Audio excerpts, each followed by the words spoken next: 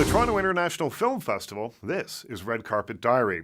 A street hustler turned author is the subject of Iceberg Slim Portrait of a Pimp. Robert Beck's books shined a light on the dark corners of street life, inspiring generations of artists, including my guest today, Ice-T. Welcome.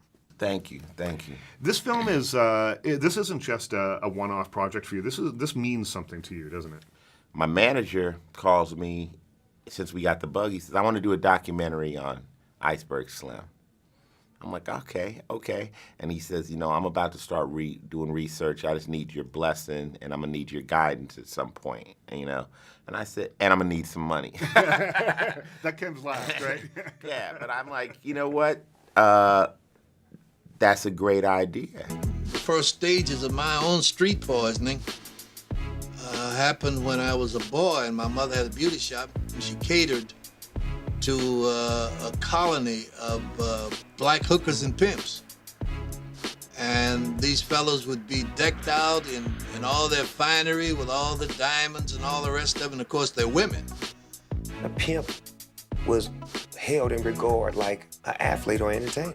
Because he had such a troubled life, and you know, you didn't know that from the books, right. But you know, the film sort of gives, you know, a victim of child abuse, and his, you know, grew up around prostitutes who gave him money, and he thought, well, you know, Yeah. and so it really set the template for what the rest of, or a good chunk of his life was going to be. And also, you know, the disrespect for women coming from watching his mother being a pretty hard chick on men. Yeah. And I think that, you know, I always tell people, I say, well, this is not necessarily the life story of a pimp. This is the life story of a criminal. Right.